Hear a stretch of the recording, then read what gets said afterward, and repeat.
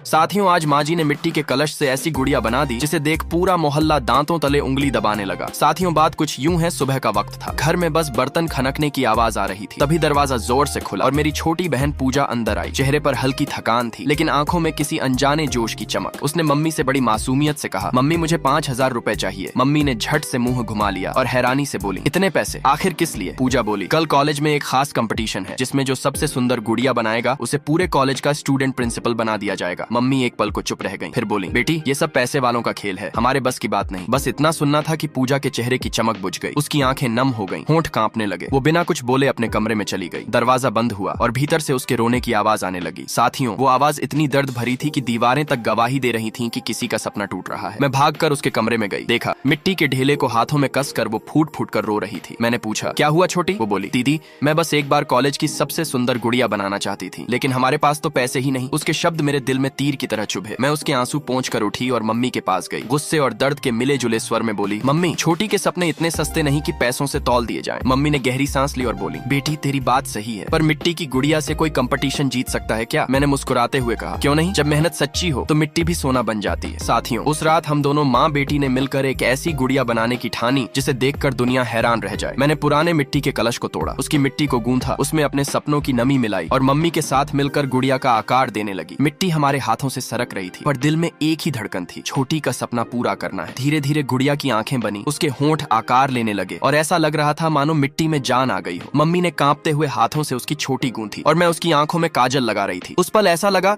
जैसे हम किसी गुड़िया को नहीं, एक उम्मीद को जन्म दे रहे हो। अब गुड़िया बनकर तैयार होने वाली है, लेकिन फाइनल लुक देखने से पहले रुक जा बेटे, ये बच्चा बहुत मेहनत कर रहा है। अभी तू इसकी वीडियो को लाइक करके चैनल को सब्सक्राइब कर ले और कमेंट बॉक्स में जय बजरंग बली लिख दे। तेरी सभी इच्छा पूरी हो जाएंगी, ये मेरा वचन है। लास्ट में बहुत ही सुंदर गुड़िया बनकर तैयार है।